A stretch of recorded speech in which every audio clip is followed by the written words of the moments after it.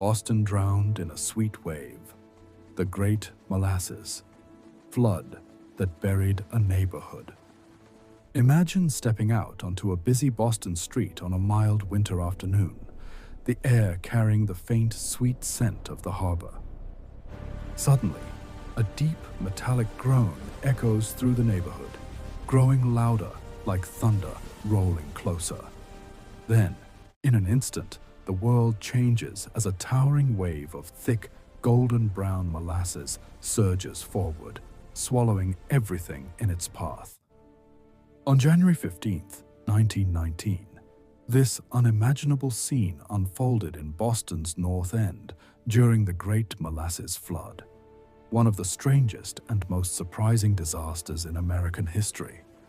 Today, we're telling this story like never before. Not just what happened, but the hidden science that made a simple, sweet liquid act like an unstoppable force of nature.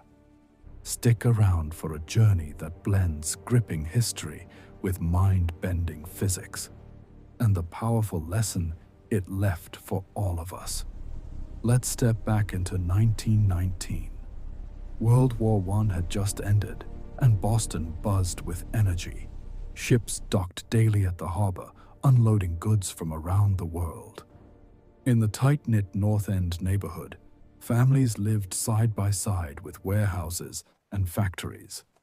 One of those was run by the United States Industrial Alcohol Company. They stored enormous quantities of molasses, a thick, dark syrup shipped from places like Puerto Rico. Molasses wasn't just for baking back then. It was big business, turned into industrial alcohol for drinks, medicines, and even wartime explosives. On Commercial Street stood their pride and joy, a gigantic steel tank, nearly 50 feet tall and 90 feet wide, holding more than 2.3 million gallons. Picture a 5-story building completely filled with heavy, sweet syrup weighing as much as 13,000 tons. That's like stacking thousands of cars in one spot. The tank had been built fast during the war years. Workers noticed tiny leaks and odd rumbling sounds from time to time, but operations continued. A fresh load of warmer molasses had arrived just days earlier, sitting alongside the cooler stock already inside. No one realized the quiet pressure building within those steel walls. It was an unusually warm day for January. Temperatures rose to about 40 degrees Fahrenheit. People went about their routines, workers on lunch break, children playing nearby, horses pulling wagons along the cobblestone streets. Around 12:40 p.m., a low rumble started. Some thought it was the elevated train passing by. Others described it as a series of sharp pops, like giant buttons snapping. Then came the moment everything shifted. The massive tank split open with a roar. A powerful wave of molasses burst forth, rising 15 to 25 feet high and racing down the street at speeds up to 35 miles per hour. This wasn't a gentle spill. It was a surging, heavy current that pushed buildings sideways, lifted a streetcar off the tracks for a moment, and carried barrels and debris along like toys in a river. The North End, full of everyday life just seconds earlier, suddenly faced this overwhelming sweet tide spreading across several blocks. Depths reached 2 or 3 feet in places, turning familiar streets into a thick, slowing landscape. Rescue teams, police officers, firefighters, Red Cross volunteers, and even young naval cadets from a nearby ship arrived fast. They worked tirelessly through the challenging, sticky conditions, helping pull people to safety and searching for those who needed aid. In total, 21 lives were lost that day, with about 150 others hurt. The tight community pulled together, offering support and strength in the difficult hours and days that followed. But here's where the story gets truly fascinating and different from any ordinary flood tale. Why did this sweet syrup cause such an overwhelming event? It wasn't magic. It was physics meeting poor planning in the most surprising way. Let's break down the engineering mystery first. Engineers who later examined the wreckage discovered the tank's steel walls were only half as thick as they should have been for something that size and heavy. The metal lacked enough manganese, making it brittle when temperatures dropped. Rivets were too few and poorly placed. The tank had never been fully pressure tested at maximum load, and those early leaks were never properly fixed. On that warm day, the recently added warmer molasses mixed with the older, cooler batch. This caused expansion, and some believe natural fermentation added extra gas pressure inside. The steel walls simply couldn't hold the growing outward force, known in engineering as cylinder stress.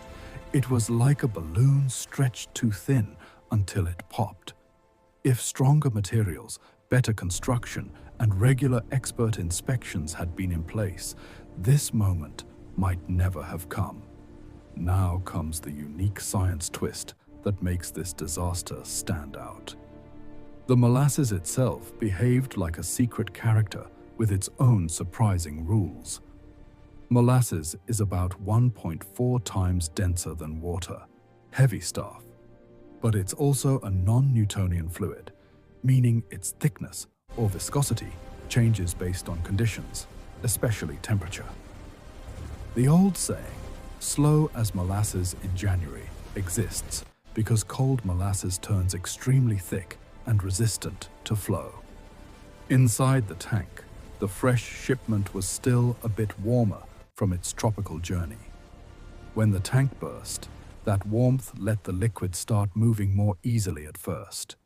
Gravity took over, creating what scientists call a gravity current, a fast-moving underwater-style flow, similar to how a mudslide or lava stream races downhill. This explains why the wave hit with surprising speed, up to 35 miles per hour, pushing heavy objects and structures aside. But the real twist happened in the cold Boston air. As the molasses spread out, it cooled down rapidly, dropping several degrees in minutes. Its viscosity skyrocketed, becoming 3, 4, or even more times thicker almost instantly. What began as a rushing wave quickly turned into a dense, clinging mass that hardened in place. Think of it like this. Warm honey pours smoothly from a spoon, but put that same honey in the fridge for a while, and it clings stubbornly, refusing to budge. Researchers have recreated this exact effect in labs using corn syrup in cold rooms, filming with high-speed cameras to show how temperature flips the behavior from flowing force to sticky trap. In Boston that day, this temperature-driven change made the flood far more challenging than a normal water wave would have been. Rescue efforts became a test of patience and strength as every step fought against the thickening syrup. The cleanup revealed even more ingenuity. Crews worked day and night for weeks. They found that pumping in salt water from the harbor helped dissolve the molasses faster. Sand and absorbents were spread to tackle the rest. It took around 87,000 hours of labor to restore the streets. For months, the harbor had a brownish tint, and even years later on hot summer days, locals would catch a faint sweet aroma in the north end, nature's quiet reminder of that January afternoon.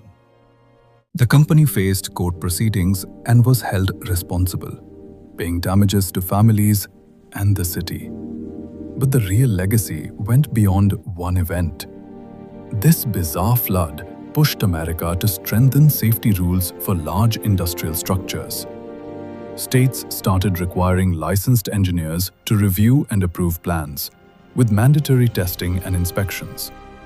Building codes became stricter, focusing on material strength and warning signs. Today's towering tanks, bridges, and buildings stands safer because engineers learned from this sticky chapter in history. What makes the Great Molasses Flood so unforgettable is how it turns something ordinary and sweet into a powerful teacher. It shows that nature's forces, gravity, temperature, fluid flow, can surprise us when combined with human choices. Small oversights in design can meet changing conditions and create outsized effects. It reminds us to listen to those early warning sounds, whether they're leaks in metal or unusual rumbles in our systems. More than a century later, the story still sparks curiosity because it blends the familiar with the unexpected.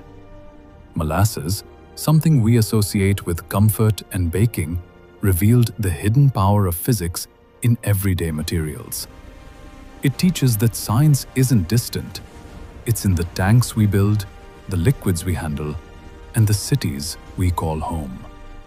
This event encourages us to approach engineering and innovation with care, curiosity, and respect for the forces at play.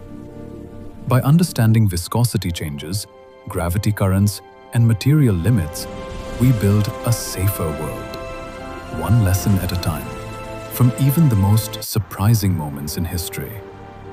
Thanks for joining this deep dive into the Great Molasses Flood.